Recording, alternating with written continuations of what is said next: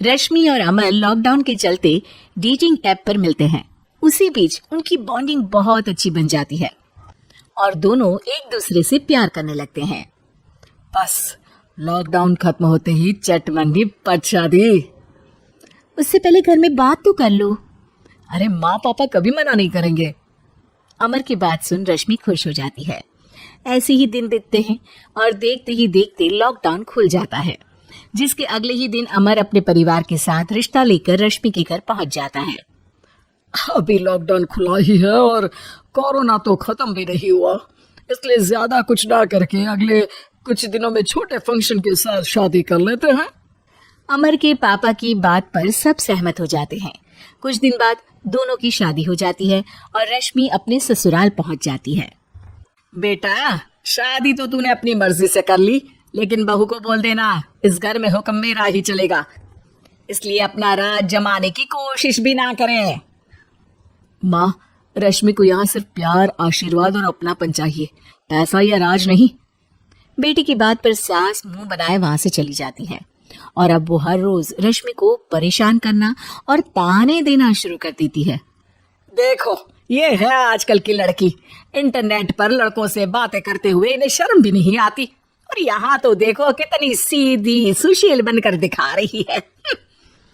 Mummy, शादी के रिश्ते वाले इंटरनेट ऐप से जब किसी को कोई दिक्कत नहीं है, फिर डेटिंग ऐप के जरिए मिलना किस तरह गलत हो सकता है?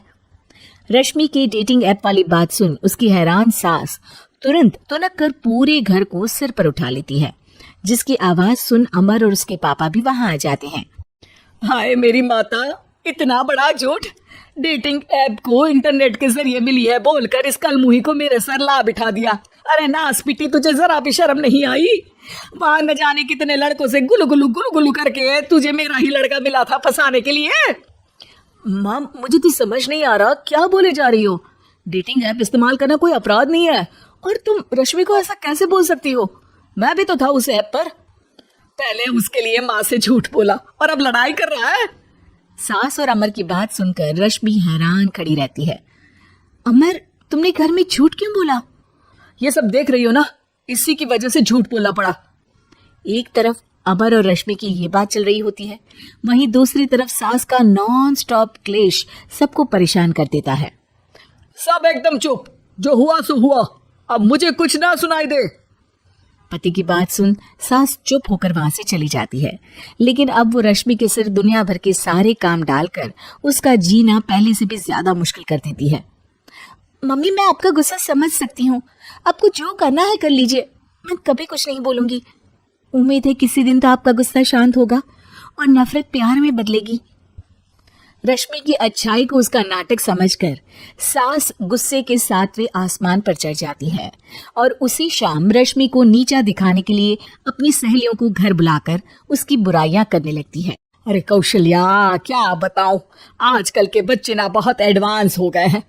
पहले रिश्ते घर परिवार वाले सब देख परख के कराते थे, और अब ये लोग खुद न जाने कहाँ कहाँ मिलकर खुद ही सब कुछ पक्का करके हमें बता देते हैं।